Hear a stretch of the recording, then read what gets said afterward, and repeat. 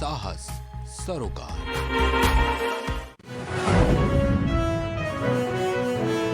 Uniform civil code लागू करने पर फैसला नहीं। कांग्रेस ने राज्यसभा में कहा, इस पर उठे सवालों की जांच अभी पूरी नहीं हुई।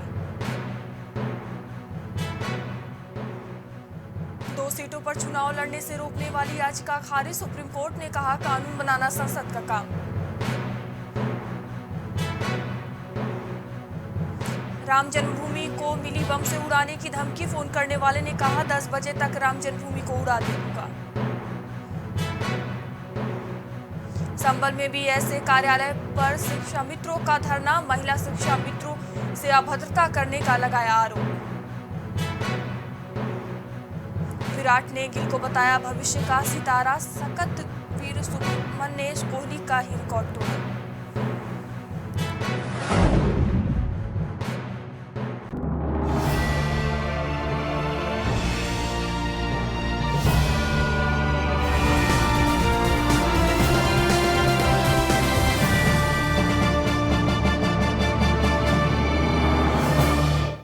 नमस्कार, मैं हूं मयूरी श्रीवास्तव। आप देख रहे हैं प्राइम टीवी। वक्त हो गया है उत्तर प्रदेश की बड़ी खबरों का।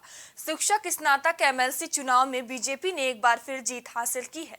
जानकारी के मुताबिक बरेली में एमएलसी चुनाव में बीजेपी ने जीत की हैट्रिक लगाई है। बता दें कि तीसरी बार जीते भाजपा के जयपाल सिंह व्यस्त ने 51,257 वोटों से सपा प्रत्याशी को हराया। जयपाल सिंह व्यस्त को 66,169 वोट मिले हैं। वहीं पर झांसी इलाहाबाद खंड विधान परिषद से बीजेपी प्रत्याशी बाबूलाल तिवारी की जीत हुई है। इसके साथ ही कानपुर में स्नातक एमएलसी चुनाव बीजेपी प्रत्याशी अरुण पाठक ने सपा प्रत्याशी कमलेश यादव को 9,331 वोट से हराया है। और गोरखपुर फैजाबाद खंड स्नातक से बीजेपी की जीत हुई है। गोरखपुर फैजाबाद से प्रत्याशी देवेंद्र प्रताप सिंह जीते हैं। वहीं झांसी इलाहाबाद खंड विधान परिषद में माध्यमिक शिक्षक संघ प्रत्याशी ने मतगणना के दौरान धांधली का आरोप लगाया है।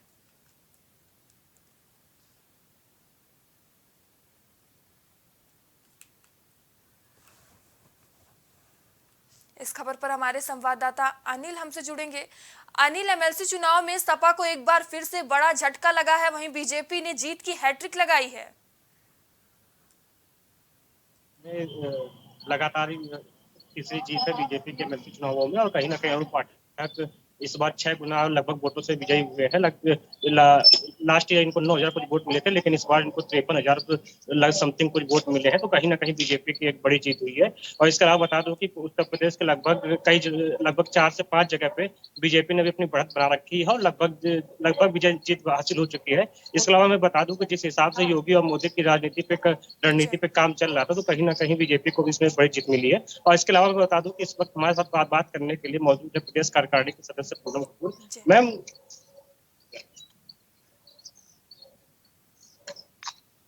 बीजेपी की एक बड़ी जीत हुई है एमएलसी चुनावों में, उसको लेके क्या कुछ कहेंगे? देखिए, हमारे भारतीय जनता पार्टी में एक ही सबसे बढ़िया बात होती है कि जब चुनाव आता है लोग तब तैयारी करते हैं। हमारे यहाँ संगठन और प्रत्याशी बहुत पहले से ये तैयारी करके बैठे होते हैं। तो हम अपनी तैयारी के आधार पर हम लोग पहले से ही जानते थे कि हमारे अरुण पाठक जी भी विजयी होंगे। और इसके अलावा उत्तर प्रदेश में भी लगभग सीटों पे एमएलसी में बीजेपी ने विजय हासिल की है। तो इसमें मेन श्रेय किसको जाता है? अब देखिए, एक तो सबसे पहले मैं आपको बता दूं कि केंद्र में हमारे नरेंद्र मोदी जी, माननीय प्रधानमंत्री जी, उत्तर प्रदेश में हमारे योगी जी महाराज, मुख्यमंत्री जी, इनको सबसे बड़ी बात यह है कि आम जनता ने इनको मान लिया है कि आज के समय अगर कोई देश का भला कर सकता है, उत्तर प्रदेश का भला कर सकता है, तो इन दोनों के अलावा कोई भी नाम किसी को इसमें नहीं। और इतना काम हमारी सरकार ने किया है, चाहे केंद्र सरकार हो चाहे उत्तर प्रदेश की सरकार हो, कि अब लोगों को लगने लगा है कि अगर मोदी है तो मोदी है। अगली साल लोकसभा चुनाव है, तो लोकसभा चुनाव को लेकर क्या इस चुनाव से क्या पर कुछ प्रभाव पड़ेगा? निश्चित तौर पे बहुत बड़ा प्रभाव है और हम जीतेंगे। 2024 भी जीतेंगे, 2029 भी जीतेंगे। अब बीजेपी की जो रथ यात्रा चालू हो गई उसको कोई रोक नहीं पाएगा। तो ये प्रदेश कार्यकारिणी सदस्य पूनम कपूर, जिनका साफ कहना है कि बीजेपी की जो रथ यात्रा है इसको कोई नहीं रोक सकता है। 2024 के चुनाव भी जीतेंगे और 2029 का भी चुनाव जीतेंगे। तो कहीं ना कहीं अगर पार्टी के कार्यकर्ताओं की मानी जाए तो ये जो जीत है योगी और मोदी की है। जी, तो जिस तरह से बीजेपी प्रत्याशी वहां पर उन्होंने जीत हासिल की है, उनके समर्थकों में कैसा उत्साह, कैसा माहौल देखने को मिल रहा है? जी, मैं बता दूं कि अरुण पाठक वैसे भी लोगों के बहुत चाहते थे और कहीं न कहीं जब अरुण पाठक की एक बड़ी विजय हुई है, तो कहीं न कहीं लोग जितने भी कार्यकर्ता हैं और जितने भी उनके समर्थक हैं, उनमें काफ़ी खुशी है। खुशी के साथ-साथ एक-दूसरे का मुँह मीठा कर रहे हैं, एक-दूसरे को माला पहना रहे हैं। लेकिन अरुण पाठक के चेहरे पे भी एक अलग खुशी ज़ाहिर दिख रही थी, क्योंकि अरुण पाठक ने जो इस बार भी विजय हासिल की है, लगभग 6 गुना वोटों से विजय हासिल की है। पिछली बार 9,000 थे, उससे पहले 3,000 थे। तो मैं बता दूं कि जिस हिसाब से लगातार इनकी जो जीतों का आंकड़ा है वो बढ़ता चला जा रहा है और जो सपा के एक प्रत्याशी थे कमलेश यादव, वो धराशायी हुए हैं और साथ में प्रदेश के अन्य जिले थे जहां पर भी एमएलसी चुनाव हो रहे थे, वहां भी कहीं ना कहीं सपा को एक बड़ी हार मिली है। इसके अलावा बता दूं कि विपक्ष के लिए एक बड़ा दावेदार चाहिए था, जिसमें लगभग 10 सीटें एमएलसी की चाहिए होती थी, लेकिन इस समय लगभग 9 सीटें हैं, तो कहीं ना कहीं सपा को भी एक सीट का एक जीतना जरूरी था, लेकिन कहीं ना कहीं सपा उसमें उससे भी हाथ धो बैठी है। तो कहीं ना कहीं सपा के लिए भी एक बड़ी हार है और अखिलेश यादव को भी इन सब चीजों से सीख लेनी पड़ेगी, क्योंकि लगातार सपा के जो नेता हैं इस तरीके की बयानबाजी कर रहे हैं। वर्तमान में ही रामचरितमानस को लेकर स्वामी प्रसाद मौर्य द्वारा एक बड़ा बयान दिया गया था, तो आगामी चुनावों में कहीं ना कहीं इसका भी एक बड़ा झटका भी सपा को लग सकता है। जी, तो जिस तरह से एमएलसी चुनाव में सपा को झटका लगा है, तो अब कितनी बड़ी चुनौती देखने को मिलेगी सपा में, क्योंकि अब आगे अब लोकसभा चुनाव है और देखें तो 2023 में विधानसभा चुनाव है 9 राज्यों में। जी, जैसा कि दिख रहा है कि ये जो रिजल्ट है, रिजल्ट कहीं न कहीं सपा के लिए एक अच्छा संदेश नहीं है। तो जी, साथ ही अखिलेश यादव वैसे भी इस टाइम ज़मीन पे निकल चुके हैं। उन्होंने नई स अपनी जो भी विंग थी उसको भंग करके नया गठन किया था। अब इस स्वामी प्रसाद मौर्य को उसमें जगह दी है। लेकिन इस तरीके के अगर नेता अगर रखे जाएँगे, तो कहीं न कहीं सपा को इसका एक बड़ा खामियाजा भुगतने को मिल सकता है। लेकिन वर्तमान में जो सपा से अखिलेश यादव हैं, उनके मुखिया हैं, ज़मीन को धरती पे उतर चुके हैं और कई लोगों को जो कार्यकर्ताओं से मिल रहे हैं। और जैसा कि अभी इरफान सोलंकी कानपुर जेल में बंद थे और इसके अलावा भी जितने भी सपा के विधायक और एमएलसी जो जेल में बंद है किसी न किसी कारणवश, उनसे लगातार मुलाकात कर रहे हैं, क्योंकि अखिलेश यादव पे भी लगातार इस चीज की प्रश्न उठ रहे थे कि अपने कार्यकर्ताओं पे ध्यान नहीं दे रहे। तो कहीं ना कहीं अखिलेश यादव ने भी अब कमर कस ली है। लेकिन देखने वाली बात होगी कि आगामी जो चुनाव है उसमें क्या अखिलेश यादव को इन सब चीजों से फायदा मिलेगा। जी, धन्यवाद तमाम जानकारियों के लिए।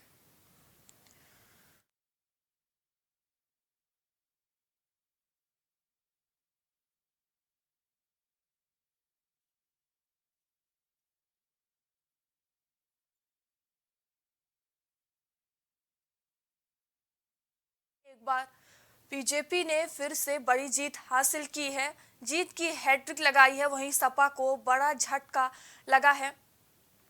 बता दें गोरखपुर फैजाबाद से प्रत्याशी देवेंद्र प्रताप सिंह जीते हैं, वहीं झांसी इलाहाबाद खंड विधान परिषद में माध्यमिक शिक्षक संघ के प्रत्याशी ने मतगणना के दौरान धांधली का आरोप लगाया है।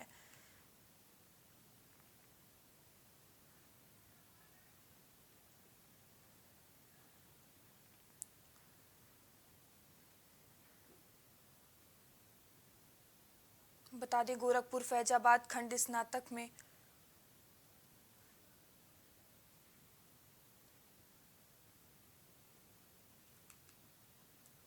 इसके साथ ही कानपुर में स्नातक एमएलसी चुनाव बीजेपी प्रत्याशी अरुण पाठक ने सपा प्रत्याशी कमलेश यादव को 9,331 वोट से हराया और गोरखपुर फैजाबाद खंड स्नातक से बीजेपी की जीत हुई।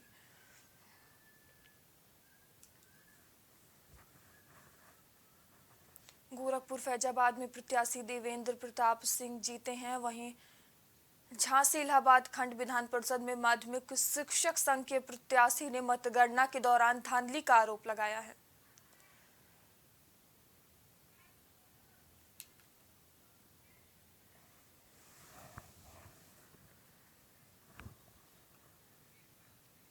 इस खबर पर हमारे संवाददाता विवेक हमसे जुड़ेंगे। विवेक, एमएलसी चुनाव में सपा को बड़ा झटका लगा है, वहीं बीजेपी ने जीत की हैट्रिक लगाई है।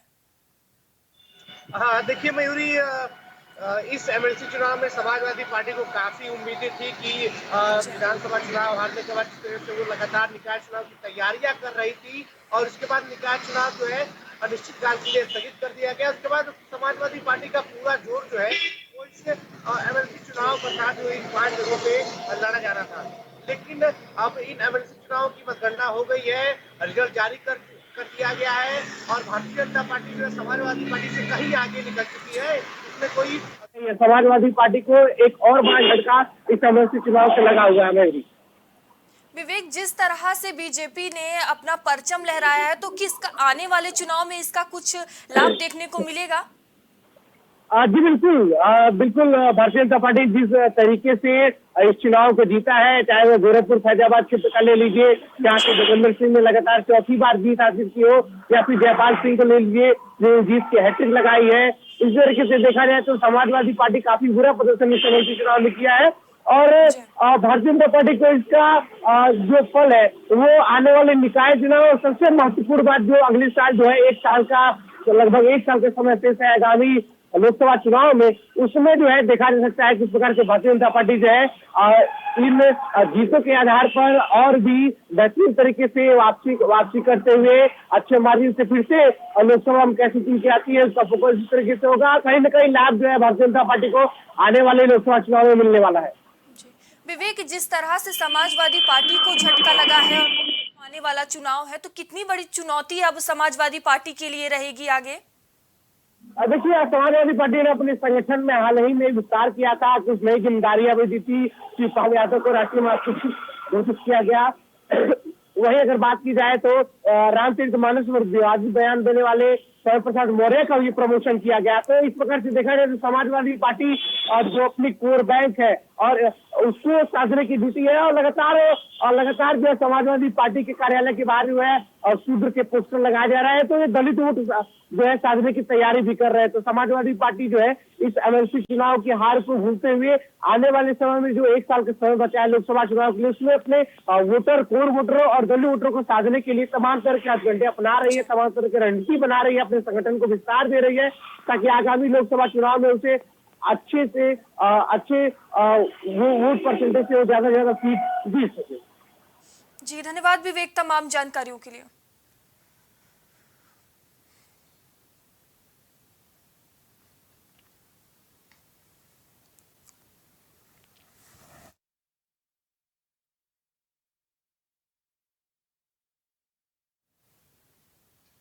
संबल में बीएसए पर महिला शिक्षा मित्रों से अभद्रता का आरोप लगा है। बीएसए पर 2 शिक्षा मित्रों का मेडिकल कराने की धमकी के बाद शिक्षा मित्रों में गुस्सा है। शिक्षा मित्रों ने बीएसए ऑफिस पर धरना देकर नारेबाजी की है। पीड़ित महिला शिक्षा मित्रों का कहना है कि स्कूल में तबीयत खराब हो जाने के बाद वे गांव के मेडिकल स्टोर में दवा लेने गई थी। उसी दौरान बीएसए गांव पहुंचे थे, जिन्हें देखकर वह बीएसए के सामने पहुंची। महिला शिक्षा मित्रों ने बीएसए पर अभद्रता के गंभीर आरोप लगाए हैं, जिसके बाद जिले के शिक्षा मित्र संघ के पदाधिकारियों ने बीएसए ऑफिस पर धरना देकर जमकर नारेबाजी की। वहीं शिक्षा मित्रों ने बीएसए को माफी मांगने की चेतावनी दी। इधर बीएसए ने धरने को नाकार दिया, कहा कि शिक्षा मित्र अपनी समस्याएं मिलने आए हैं। इधर मेडिकल कराने की चेतावनी के आरोप पर बीएसए ने कहा कि तबीयत खराब होने पर उन्होंने मेडिकल पर जाने को कहा था। वहीं शिक्षा मित्र संघ के जिला अध्यक्ष गिरीश यादव ने कहा है कि बीएसए ने माफी मांग ली है, जिसके बाद धरना प्रदर्शन को खत्म कर दिया गया है। बता दें कि मामला बहजोई ब्लॉक के परतापुर प्राथमिक विद्यालय का है। नहीं थी, विद्यालय में मैं उपस्थित था, प्रेजेंट भी था और प्रेजेंट होने के बाद में पता नहीं क्या राजनीति है। हमें ऐसा लगता है कि हमारे लिए बिल्कुल निकालना ही चाह रहे हैं। हमारी कोई कभी नहीं है, डेली विद्यालय जाते हैं। ये कागज है, किस चीज़ का कागज है, इसमें क्या दर्शा रहा है? जी इसमें ये है, मेरा प्रूफ है। एसडीआई साहब ने जो वहाँ पहुँचे उस समय मैं उपस्थित था, एब्सेंट भी नहीं लगी है मेरी, लेकिन किस कारण से मानदेय रोक दिया ये मुझे जानकारी नहीं है अब तक। और मैं डेली भागता हूँ, कभी मतलब स्पीड पोस्ट करता हूँ, कभी किसी अधिकारी के पास जाता हूँ, कई बार लिखित। तबीयत इनकी कई समय से तबीयत खराब थी, तो स्कूल के 10 कदम की दूरी पे एक मेडिकल है, हम वहाँ पे कभी कभार मतलब दवाई लेने चले गए थे। जैसे बीएससी साहब की गाड़ी देखी, हम उन्हीं पैरों लौटे आए तुरंत।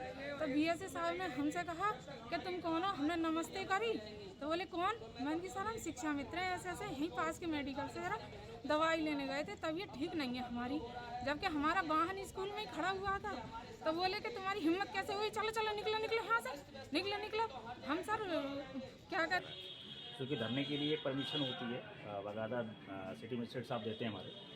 और इसके चूँकि अभी ये अपनी बात रखने के लिए क्यों लाए हैं, वो अभी ऑनलाइन छुट्टी पे है, तो इस प्रकार उनको धरना नहीं माना जा सकता, क्योंकि कुछ पीड़ा है और कुछ दिक्कतें हैं उसके संबंध में ये अपने बात रखने के लिए आए हैं। इनका मैं तहे दिल से स्वागत भी करता हूँ। और मैं ये इनकी जो कुछ समस्याएं जैसे हैं एरियर्स की, पुरानी एरियर्स हैं, बिल्स हैं, वो जो बहुत पहले हैं, 2017 के हैं, किसी के 2018 के हैं। प्राथमिक विद्यालय प्रतापपुर बहजोई विकास क्षेत्र में प्राथमिक विद्यालय, वहाँ पर 2 शिक्षाविद रजनी और राजकुमारी शिक्षण का कर रही थी।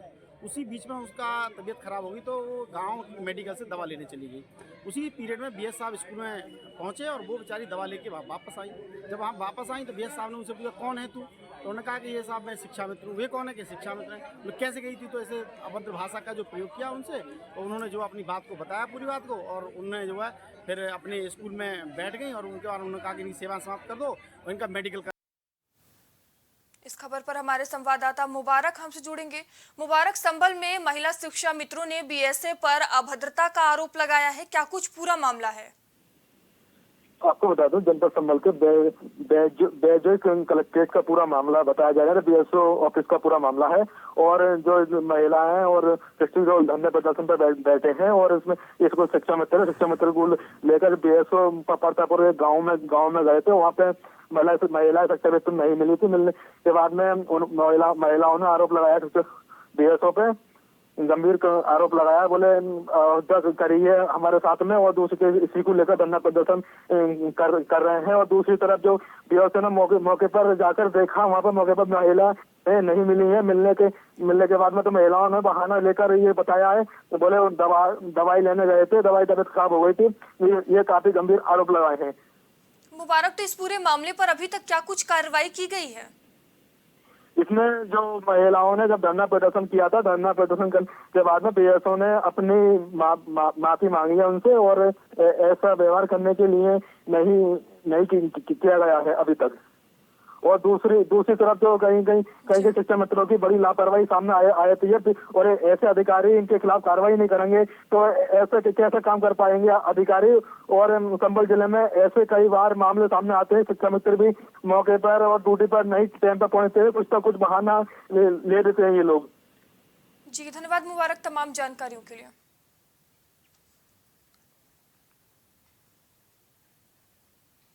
रामचरितमानस को लेकर विवादित टिप्पणी करने वाले सपा नेता को पुलिस ने गिरफ्तार कर लिया है। बीती रात सपा नेता लालजी पटेल को उनके घर से पुलिस ने गिरफ्तार किया है। इस मामले को लेकर लालजी पटेल के खिलाफ टांडा कोतवाली में मुकदमा दर्ज हुआ है। लालजी पटेल ने कहा कि मैं पूरे देश के पिछड़े और दलित समाज के लोगों से अपील करता हूं कि जिस तरीके से गौतम बुद्ध की पुस्तक को मनुवादियों जलाया था, वैसे ही इस होली पर रामचरितमानस की प्रतियां जलाएंगे। बयान आया था, क्या है पूरा प्रोग्राम? हाँ, श्री रामचरितमानस के विषय में एक अमर्यादित टिप्पणी की थी एक पटेल ने, तो उनकी गिरफ्तारी की गई है संगत धाराओं में। 153 ए है, 295 है, अन्य संगत धाराएं हैं जिसमें इनकी अरेस्ट की गई है। इसको जैसे तमाम लोग किताबें लिखते हैं, वैसे अपनी खुशी के लिए, अपना नाम प्रचार करने के लिए तुलसीदास जी ने अपना विचार व्यक्त किया था। हमारा धर्म, हिंदू धर्म, वो सनातन धर्म है।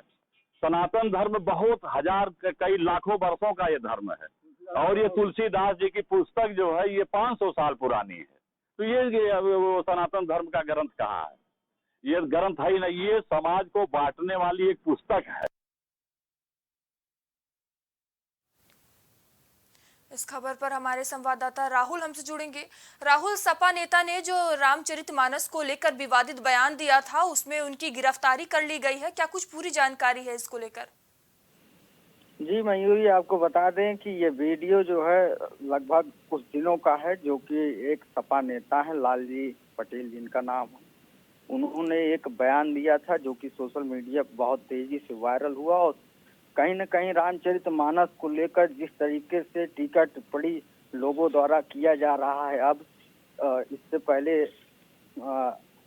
पहले भी लोग कर चुके हैं, तो ऐसे में कहीं न कहीं प्रशासन भी सख्ती दिखाई और मामले को गंभीरता से लेते हुए सुसंगत धाराओं में मुकदमा दर्ज करके हालांकि इन सपा नेता को जेल भेज दिया है। लेकिन एक बात कहीं न कहीं स्पष्ट है कि छोट भैया नेता भी स्वामी प्रसाद मौर्य के बयान के बाद छोट भैया नेता भी अपने आप को पब्लिक सिटी या फिर इस तरीके की धर्म और विशेष किसी समुदाय को लेकर टीका टिप्पणी और बयान करना कहीं न कहीं एक पब्लिक सिटी या फिर राजनीति इस तरीके की नहीं करना चाहिए। जी धन्यवाद राहुल तमाम जानकारियों के लिए।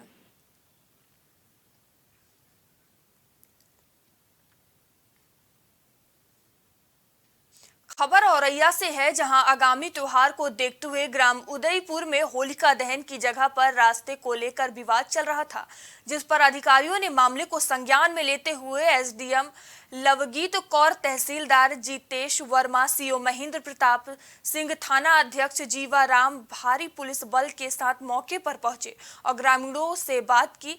एसडीएम लवगीत कौर ने बताया कि होलिका दहन की जगह पर रास्ते को लेकर विवाद चल रहा था, जिस पर रास्ते की जगह को चिन्हित कर लिया गया है। ग्राम प्रधान से बात करके होलिका दहन के लिए जाने वाला रास्ता बनवा दिया जाएगा, जिस पर ग्रामीणों ने कहा अगर यह रास्ता बन जाएगा तो हम लोगों को कोई समस्या नहीं आएगी और आराम से होलिका दहन कर सकेंगे। बता दें कि एरवा कटरा थाना क्षेत्र का मामला है। जगह यहाँ पे सुरक्षित है, लेकिन वहाँ पे आने जाने के लिए रास्ता नहीं होने की वजह से थोड़ा सा ग्रामवासियों को लग रहा था। तो होली के आगमन पर्व को देखते हुए आज हमने सीओ साहब ने, एसएचओ साहब और तहसीलदार साहब ने यहाँ पे निरीक्षण किया है और प्रधान जी से बात कर दी। यहाँ पे मिट्टी डलवा के, पाइप डलवा के एक रास्ता बनवा दिया जाएगा इनको, जिससे इनको होलिका दहन में कोई समस्या नहीं होगी। ठीक मैम, बता दी। तो क्या होली की रास्ता की समस्या होली निकलने बैठने की कोई समस्या थी और क्या। तो भाई एसडीएम महोदय आए थे और सीओ साहब आए थे, तो क्या आश्वासन क्या दिया गया? उन्होंने रास्ता काम करवा दी, अब डलवा देंगे, कोई दिक्कत नहीं। ठीक है, तो अब तो कोई आगे कोई समस्या है नहीं? कोई समस्या नहीं। गाजियाबाद के इंद्रप्रस्थ कॉलोनी में दिन दहाड़े फ्लैट में चोरी हुई है, जहां चोरी कार व्यवसाय करने वाले अंकित बसोया परिवार के साथ रिश्तेदारी में गए थे। वहीं दोपहर को परिजन घर पहुंचे तो उन्हें चोरी का पता चला। हालांकि घटना सीसीटीवी में कैद हो गई। वहीं पीड़ित अंकित बसोया ने बताया कि वह अपने परिवार के साथ सुबह 11 बजे किसी कार्य में रिश्तेदारी में गए हुए थे। दोपहर के समय उनका भाई खाना खाने पहुंचा तो घटना का पता चला। अंकित के अनुसार घर से लगभग 3,50,000 कीमत का सामान चोरी हुआ है। सूचना के बाद पहुंची पुलिस मामले की जाँच में जुटी हुई है। गया था अपनी रिश्तेदारी में 11:15 बजे करीब। हाँ जी। हाँ जी। और मेरे जाने के 1 घंटे बाद चोरी हो गई। आप कब लौटे? मैं लौटा हूँ यहाँ 3:30 बजे। मेरा भाई खाना खाने के लिए आया था।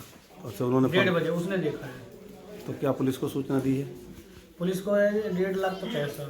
अच्छा। और जेवरात है और आपके 60 तोले चांदी थी और कपड़े थे। कितना नुकसान लगभग हो गया होगा? लगभग 2.25 लाख के करीब नुकसान है। गया था अपनी रिश्तेदारी में 11:15 बजे करीब। हाँ जी। हाँ जी। और मेरे जाने के 1 घंटे बाद।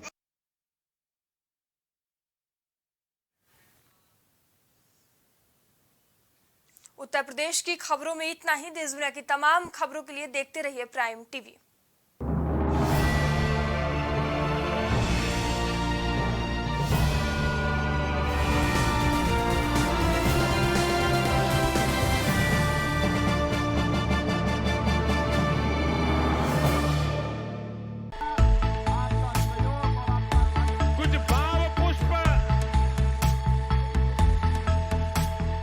आप देख रहे हैं प्राइम टीवी, सच साहस सरोकार।